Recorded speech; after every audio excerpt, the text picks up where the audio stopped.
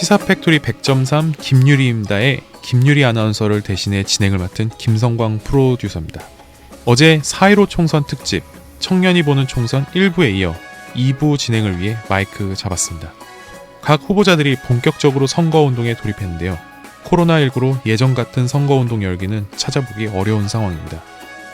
유권자인 청취자 여러분도 그만큼 선거에 관심을 가지지 못하고 있을 것 같은데요. 오늘도 4명의 울산 청년들이 청년의 눈높이로 후보자와 각 후보자별 소속 정당의 공약을 정리 취합해 스튜디오로 모였습니다. 오늘은 중구와 동구 두 곳 지역에 대해 내용 들어보도록 하겠습니다.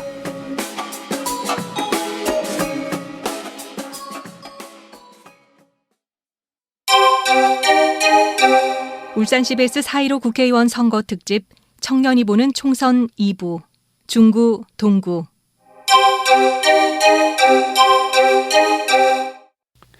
안녕하세요. 네, 안녕하세요.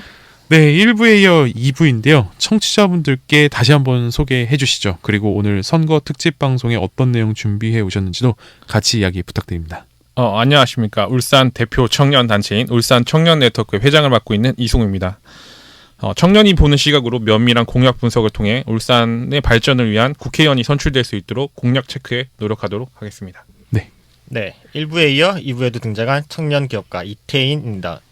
이번 지역구에서는 얼마나 청년들의 이야기를 담은 공약이 있는지 잘 전달해 드리도록 하겠습니다. 네. 안녕하세요. 청년활동가 찐청년 조광래입니다. 2부에서도 1부와 마찬가지로 군소정당의 내용 함께 들어보시죠. 네, 찐청년 이거 표현 괜찮은 것 같아요. 아, 그래요? 네. 네, 여전히 현재 진행형 여성 창업가 엄유빈입니다. 울산에서 여성 국회의원 후보자를 찾아보기가 너무 어려운데요. 2부에서는 눈에 띄는 여성 후보자가 있는지 살펴보도록 하겠습니다. 네.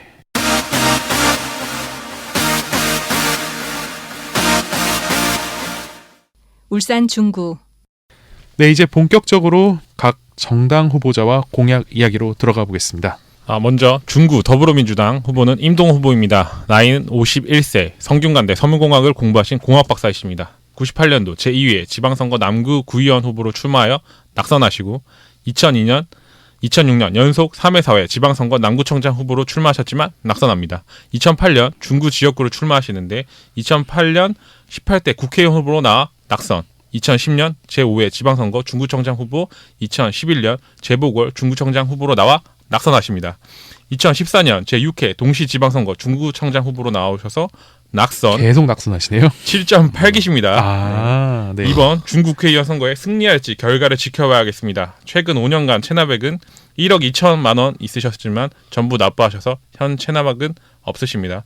전과 기록은 건축법 위반, 음주운전, 정치자금법 위반이 있으십니다. 정과가 3개나 있네요. 네. 예. 그 다음으로 미래통합당 쪽도 이야기해 주시죠. 네, 미래통합당 박성민 후배를 소개하겠습니다. 나이는 60세, 직업은 정당인입니다. 네. 중구에서 입 후보 이력이 7번이나 있는데요. 95년도 중구 구의원 선거 출마를 시작으로 낙선합니다. 하지만 2002년 중구 구의원 첫 당선, 2006년 구의원 당선, 2010년 중구청장 낙선, 2011년 중구청장 재선거로 중구청장에 당선됩니다. 2014년 중구청장 당선과 함께 2018년도는 중구청장에 낙선합니다. 이번 국회의원 선거는 처음 나서는 도전인데요. 구의원, 구청장을 거쳐 국회의원이 될 수 있을지 4월 15일이 되면 밝혀지겠죠. 네, 그렇겠죠. 체납 이력은 없고 전과 기록은 78년도 폭력행위 등 처벌에 관한 법률 위반 징역 10개월, 어머나. 집행유예 2년 처분이 있습니다. 그리고 안타깝게도 이건 절대 안 되죠. 음주운전 한 건이 있습니다. 이 집행유예 처분받은 폭력행위 등 처벌에 관한 법률 위반. 이거 어떤 내용인지 좀 알 수 있을까요? 네, 이 부분은 제가 확인을 해봤는데요. 위의 이야기는 지난 4월 4일 MBC 21대 국회의원 선거 울산 중구 후보 토론회에서도 나온 사안입니다. 임동 후보자는 2011년 당시 한나라당 후보가 폭행 삼천교육대 전력 때문에 TV 토론 폭행으로 삼천교육대에 갔다 왔다 이런. 전력 있다고 말씀하셨고, 네. TV 토론회를 거부했는데 오늘은 다행히 박성민 후보가 참석했다며 박 후보에 대한 제보가 많다. 이 자리에서 사실 확인을 해달라고 언급을 했습니다. 이전에는 그러면 TV 토론회 이런 데 다 거절을 하셨던 거예요? 우선은 이제 거절한 이력은 있는 걸로는 확인됐습니다. 네, 그렇군요. 네. 이에 대해 박성민 후보는 시작 발언부터 40년 전 얘기를 하는데 참 안타깝다며 토론회 때마다 이 문제 얘기가 나와 기가 차서 답변을 안 한 것이다 라고 해명을 했습니다. 그런데 박성민 후보는 명확하게 답변을 하지 않았습니다. 속 시원한 답을 해주는 게 더 논란을 막는 방법인데 이 부분이 좀 아쉽습니다. 그러니까 이분이 논란이 되는 게 폭력이 또 어떤 내용인지가 중요한데 그거에서 좀 알려진 게 있나요? 이 부분에 대해서 지금 명확하게 알기가 지금 어려운 상황입니다. 아, 네, 그렇군요. 네, 계속해서 중구 노동당 이항희 씨가 또 네, 중구 노동당 이항희 후보 출마에 대해서 소개드리겠습니다. 네. 이항희 후보는 44세 여자. 울산에서 정말 귀한 여성 후보 중 한 분이죠. 그렇네요. 반갑습니다. 네. 네. 학력은 숙명여대 심리학과를 졸업했고 재학 당시 무려 총학생회장을 맡았다고 합니다. 네. 걸크러쉬. 네. 재산은 약 4억 원, 납부액은 약 3억 6,500만 원. 체납은 없고요. 정가 또한 해당 사항 없습니다. 선거 경력은 4차례의 국회의원 선거와 2차례의 지방선거, 광역의원에 출마했습니다. 보수정당의 텃밭인 중구에서 소수정당으로 출마했지만 지난 20대 총선에서는 당시 득표율 1위인 정가변 후보자에 이어 20%가 넘는 득표율로 2위를 기록하며 지역구 주민들에게 눈도장을 쾅 찍었고요. 현재 타락 울산 시민 공동행동 공동대표, 친환경 급식 울산 연대 공동대표를 맡고 있는 만큼 네. 탈핵과 환경 관련된 활동을 많이 하고 있는 걸로 알려져 있습니다. 활동가를 계속 하셨네요. 네, 그렇습니다. 보니까 2002년도 중구 국회의원 후보로 출마했던 나이가 26살이었던데 그렇습니다. 그 엄효빈 뉴스캐스터께서도 나이가 비슷하시지 않나요? 저보다 더 어린 나이부터 출마하신 거예요. 네, 청년 여성 정치인 관심 있으십니까? 찬성합니다. 네, 마음만 받도록 일단 하겠습니다. 예. 네, 다음으로 제가 맡은 정당과 무소속 후보를 알려드리겠습니다. 울산 중구는 무소속 후보에 이철수 후보, 국가혁명배당금당 송난희 후보가 출마를 했습니다. 네. 무소속 이철수 후보는 나이 73세, 직업은 울산사회 교육소장이고 전과 이력은 공직선거법 위반 한 건 있습니다. 네. 그리고 2016년도에 더불어민주당 후보로 출마한 이력이 또 있어요. 아, 그랬군요. 그리고 국가혁명배당금당 송난희 후보는 나이는 59세, 직업은 정당인, 전과 기록은 없습니다. 네. 계속해서 중구의 이번 선거 쟁점 한번 물어봐야 될 것 같은데요. 네, 중구는 인물론적인 이야기를 하려고 합니다. 나온 후보자들이 전부 계속 나온 후보들입니다. 그러니까요. 지난번에 갓소리예요, 7분하고 한번 이런 갓소리. 얘기를 했었어요. 중구에 이번 선거를 앞두고 바뀐 게 하나 있고 안 바뀐 게 하나 있다. 그래서 뭔가요? 시대는 바뀌었는데 사람은 안 바뀌었다. 안 그래도 정확한 표현이네요. 보니까 저 임동호 후보님께서는 중구에만 4번 낙선하셨고 그 다음에 박성민 민통당 후보님도 계속 출마를 하셨고 이항희 후보님도 중구에서 계속 출마를 6차례 하셨더라고요. 하셨고. 네. 나오시는 분들만 계속 나오시네요. 네. 그래서 이태인 씨가 중구 인물론적인 이야기를 준비해 오셨군요. 네, 맞습니다. 네. 참 이게 어떻게 보면 뚝심 있지만 반대로 보면 너무 그들만의 리그인 거죠. 그렇죠. 임동호 예비 후보와 박성민 후보는 2011년 4월 치러진 중구청장 재선거, 네. 2014년 6월 중구청장 선거에서 맞붙은 적이 있는데 둘 다 박성민 후보의 승리였고요. 노동당 이항희 후보는 이번 국회의원 선거가 중구에서 무려 5번째 도전이에요. 아, 그렇군요. 네, 이 후보는 지난 20대 총선에서 22,642표, 20.52%를 득표해 현역 정가균 의원 51,836표에 이어 득표율 2위에 올랐어요. 이 결과는 굉장한 의미가 있다고 보여집니다. 중구는 보수 텃밭으로 알려져 있는데 그 당시 제1야당인 민주당보다 득표율이 높았습니다. 네. 이항희 후보라는 인물의 상징성이 높다라는 의미로 보여집니다. 네. 네 번째 총선 출사표를 던진 이철수 후보도 지난 20대 총선에서 민주당 소속으로 출마해 19.66%로 3위 득표율을 기록한 바 있습니다. 중구 5선이었던 정가변 의원이 빠진 자리를 과연 누가 차지하느냐는 관심이 제일 화두입니다. 이 중구 지역에 그럼 시급한 사안은 뭐가 있나요? 중구의 경우 2가지의 사항이 있습니다. 첫 번째는 그린벨트를 해제하고 두 번째는 신세계 백화점입니다. 아, 여기 제일 큰 데가 홈플러스잖아요. 네, 맞습니다. 그렇죠. 그렇죠. 네, 최대 기업이 홈플러스입니다. 예, 여기 다른 기업은 없고. 두 후보 모두 그린벨트에 관한 공약을 내세웠습니다. 임동호 후보의 경우 성안동 그린벨트 부지를 해제해서 산업 기반 시설을 유치하는 방향으로 말했습니다.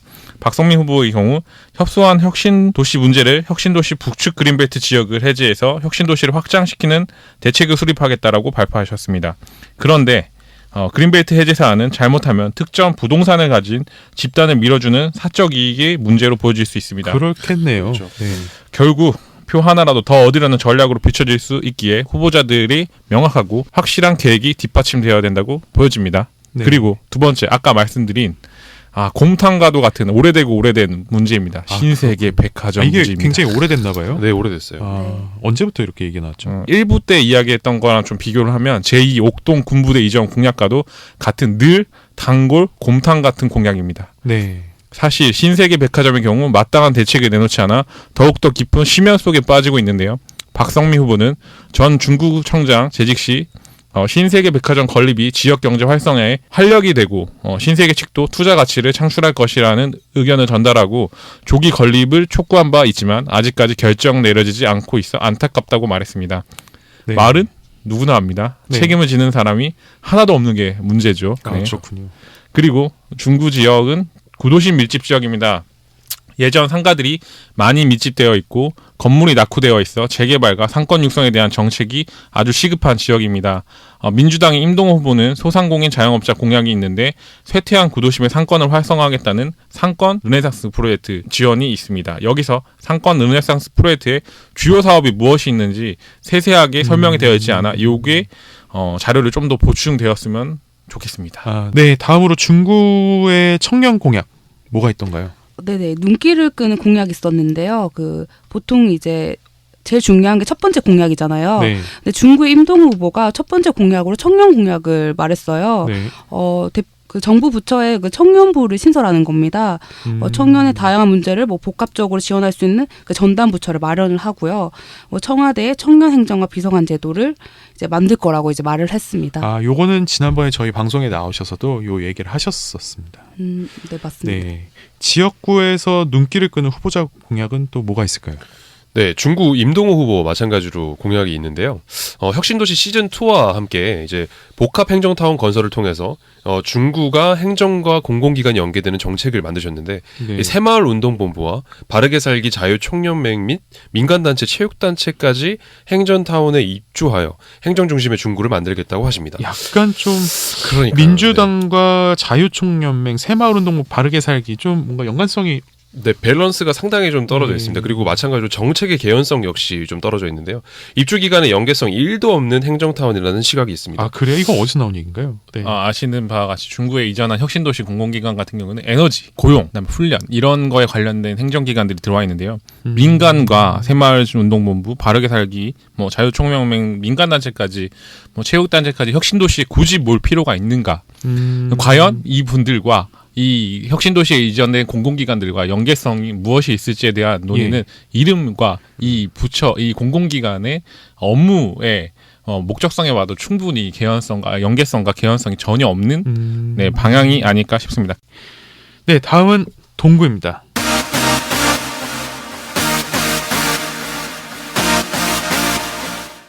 울산 동구. 이번에도 각 정당 후보자와 공약 이야기해 주시죠. 네, 동구 민주당 후보는 문재인 대통령의 청와대 행정관 이력이 있는 김태선 후보입니다. 김태선 후보는 이번 민주당 국회의원 후보 중 제일 나이가 어리십니다. 79년생 40세, 재산은 3억 4천만 원을 신고하셨고 체납액은 없습니다.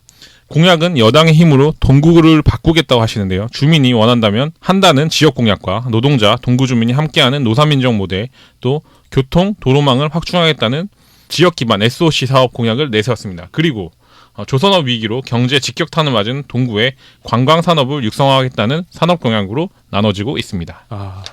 네, 계속해서 미래통합당 쪽 이야기 좀 전해주시죠. 네, 미래통합당 동구 후보자는 권명호 후보자입니다. 나이는 59세, 직업은 정당인입니다. 선거 이력은 2006년 동구 의원을 당선으로 2010년 시의원, 2014년 동구청장을 역임했고요. 2018년 동구청장 선거에서 낙선을 했습니다. 정과는 공적 증서 원본 불실 기재 한 건이 있습니다. 대표 공약으로는 동구 경제를 살리기 위해 경제협력특별법 제정으로 동구를 조선산업의 중심지로 만들어 현대중공업의 일감을 지킨다고 말했습니다. 그리고 조선사업 활성화를 위해 대주주, 경영진, 노동조합과 대화를 통해 사도크 정상화를 할 생각을 보였습니다. 이 도크가 지금 운영이 안 되고 있다면서요? 물량이 없어서요. 네, 맞습니다. 맞습니다. 네, 계속해서 그 민중당 이야기해 주시죠. 네, 민중당입니다. 현역 의원인 김종훈 국회의원이 출마했는데요. 나이는 55세, 전 울산광역시 동구청장, 네. 현 울산 동구 국회의원, 네. 울산 군소정당 후보들 가운데 유일한 현역이시죠. 네. 재산 신고액은 약 1억 6,900만 원, 납부액은 2,300만 원으로 전가 기록은 3건 있습니다. 1990년 집회 및 시위에 관한 법률 위반 등과 2003년 특수공무 집행방해, 범인 도피 여기까지는 이제 노동운동과 관련된 전과라고 볼 수 있지만 그렇군요. 2008년에 음주운전으로 이제 도로교통법 위반이 있습니다. 다 이렇게 네, 음주운전으로 걸리시네요. 그러니까요. 네. 네, 현직 지역구 국회의원이기 때문에 의정 활동에 관한 내용도 한번 찾아봤는데요. 이 소속 정당이 원내 교섭단체이지 못한 탓인지 원내 교섭을 하기 어려운 단체다 보니까 그렇죠. 그런 것 같다 네. 말씀이신 거죠? 그렇죠. 그래서 이제 지난 3월 12일 울산 매일 기사에 따르면 김종훈 의원은 발의 건수 총 20건 중에 한 건만 처리가 되어 있는 걸로 이제 5%의 수치로 이제 울산광역시 국회의원 중에 가결률이 가장 낮았다고 합니다. 네. 이에 대해 뭐 시민연대는 소수 정당으로서 동의 서명을 받는다는 것 자체가 쉽지 않고 법률안 발의 숫자가 국회의원 평가 및 공천 심사의 기준들이 되면서 무가치한 법률안이 남발된다는 평가도 있다고 이제 설명을 했습니다. 그렇군요. 네. 다음으로는 이제 노동당 하창민 후보를 소개해 드릴 텐데요. 하창민 후보는 이제 47세. 네. 전 현대중공업 지부 사내 하청 지회장, 네. 현 노동당 울산시당 위원장입니다. 재산 신고액은 약 1,300만 원, 납부액은 49,000원. 아 이렇게 재산이 없는데 네, 재산이 가장 작은 후보로 네. 울산에서 선거하기 기록되기도 했습니다. 어렵겠어요. 그렇습니다. 네. 네. 이 전과 경력은 좀 많습니다. 총 6건인데 울산에서 가장 많은 전과 경력을 가지고 있는 후보분 중에 한 분이시죠. 네. 97년 도로교통법 위반, 2003년 음주운전으로 도로교통법 위반, 2016년 폭행 등 처벌에 관한 법률 위반 3건과 업무방해, 17년 폭행, 업무방해, 2017년 건물 침입으로 총 6건입니다. 어우. 네. 이번 선거에서도 아까 말씀드렸듯이 가장 많은 전과 기록을 기록한 것으로 알려져 있습니다. 네네. 네.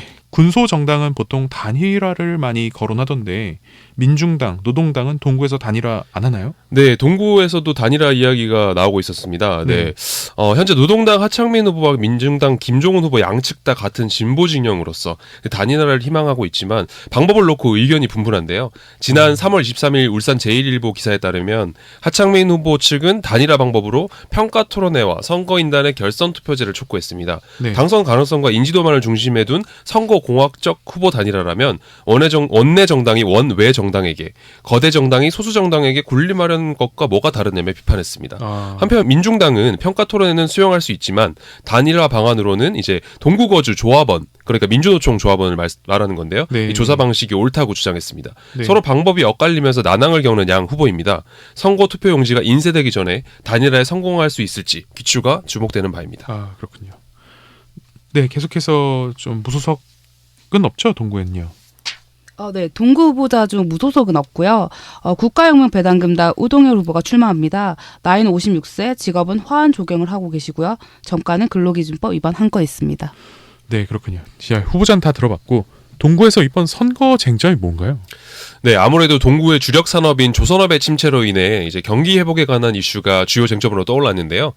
지난달 30일 열린 경상일보 울산 선거쟁점 지상토론회 동구편에서 각 후보들은 침체된 동구 지역 경기 활성화 방안으로 구체적인 공약을 제시했습니다. 네.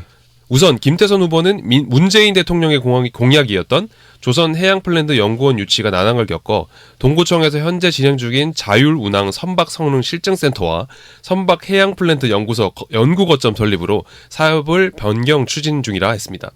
지역 국회의원이 된다면 국비를 확보해 이제 차질 없이 진행될 수 있도록 노력을 다하겠다며 기존 계획 중인 사업을 진행하자는 의견을 밝혔습니다. 네. 그 동구 지역에 그럼 시급한 사안은 좀 또 뭐가 있을까요? 관련 공약이 좀 있을 것 같은데요. 네, 동구의 시급한 사안으로는 현재 연포산터널 울산대교 통행료 문제가 있는데요. 저도 동구 갈 때마다 부담스럽다고 느꼈던 부분입니다. 연포산터널 울산대교를 지날 때 출퇴근하시는 시민들도 계세요. 네. 그 시민들이 높은 금액에 많이 부담을 하고 계십니다.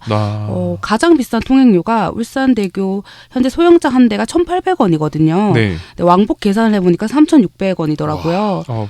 그러면 일주일에 평일 5일만 출퇴근을 해도 18,000원입니다. 뭐 지역 주민들을 위해서 혜택은 없나요? 뭐 할인된다든지 아니면 면제된다든지? 제가 알기로는 지금 그 혜택적인 부분이 네, 없는 원래는 30% 정도만 이제 인하를 했던 부분이 최근에 다시 이제 1,800원으로 원래 가격으로 받게 됐는데 그렇구나. 내년 3월 31일까지는 동결을 한다고는 했습니다. 그런데 네. 계속 이 금액으로 네. 동결을 하고 내후년에 만약에 오르게 되면 지역 네. 주민들은 더더욱 부담이 될 수밖에 부담을 없는 느끼겠네요. 현실이죠. 네. 네. 그래서 계속해서 말씀드리면 그 18,000원이면 거의 치킨 한 마리 값이잖아요. 그렇죠. 네. 그러면 뭐 일주일에 한 번씩 길에서 치킨 한 마리 버리고 다니는 셈이라고 볼 수 있거든요. 네. 네. 그런데 기쁜 소식이 있습니다. 김태선 후보랑 권명 후보, 김종은 후보가 모두 이제 연포산 터널 및 울산대교 통행료를 무료화 추진을 지금 밝혔어요. 네. 김태선 후보 같은 경우는 국비 사업을 통해서 민자회사와 협의를 하고 국가가 소유권을 매입하는 방법으로 이제 필요하다고 판단을 했고요. 권명 후보의 경우는 법적으로 가능하다면 연포산 터널만 이제 부분 무료화 또는 연차적 무료화를 통해 방법을 찾겠다고 했습니다. 또 역시 국비 투입을 통해서 사업권을 매입하자고 주장을 했고요. 네. 근데 마찬가지로 김종은 후보 역시 출퇴근하는 노동자들이 부담이 크다며 관리 주체인 울산시가 결단해서 국토부, 산업부 등과 논의를 하고 정부가 소유권을 매입해 무료화한다는 원칙을 세우고 단기적으로 출퇴근 시간 통행료 50% 인하, 명절에는 무료 이렇게 이제 단계를 밟아가면서 무료화를 해야 된다고 말을 했거든요. 아, 네. 저 근데 궁금한 게 있어요. 이분들 보면은 네네. 시정책에 개입을 하겠다는 건지 아니면 진짜 국회에서 입법 전문가로서 입법을 통해서 뭔가를 해보겠다는 건지 좀 그걸 구분을 해줘야 될 것 같은데 여러분 보시기엔 어땠나요? 네, 사실 모든 후보한테 해당되는 사항이긴 합니다. 네. 왜냐하면 지역 공약들을 매우 남발하는 현상이 있고 국회는 사실 말씀하신 대로 입법가이기 때문에 네. 행정가가 아니죠. 네. 그래서 이 부분은 사실은 입법가로서 할 수 있는 게 분명히 한계가 있을 텐데 어떻게 공약을 지키실 건지에 대해서 좀 궁금한 부분이 있습니다. 네. 예, 계속해서 청년 공약 좀 들어보고 싶습니다. 김태선 후보가 민주당 후보 중에 제일 젊어 청년 공약을 굉장히 기대를 많이 했는데요. 네. 김태선 후보는 힘내자 청년, 김태선의 청년 공감 정치라는 공약으로 청년 인생 설계 학교 설치와 네. 울산 청년센터 기능 강화 두 가지를 잡고 있습니다. 네. 동구 지역은 아무래도 경기 활성화에 대한 지역 유권자들의 관심도가 높다 보니 각 후보들이 청년 공약을 먼저 내세우기보다는 지역 산업 활성화에 대한 공약들이 많다는 점이 조금 약간 아쉬운 점이 있었습니다. 네. 민주당의 김태선 후보는 계속 그 공약에 대해 좀 말씀을 좀 드리면 기획에 부족했던 청년을 위한 청년 인생 설계 학교. 네. 이거는 조금 뭐 고등학교 또는 대학 졸업 후 진로를 스스로 설계하기 위한 학교라고 보시면 될 것 같습니다. 아, 그렇군요. 그리고 청년센터의 기능을 강화하겠다고 말씀을 하셨는데요. 청년센터를 활용해 일자리 창업에 대한 정보를 공유하고 지원할 수 있도록 기능을 더욱 강화하고 청년 정책을 이 수립을 강화하겠다고 공약을 내세웠습니다. 이 부분은 일자리에 관련된 것은 고용노동부에서 진행하는 온라인 청년센터와 고용노동부 청년 일자리센터가 하고 있는 사업입니다.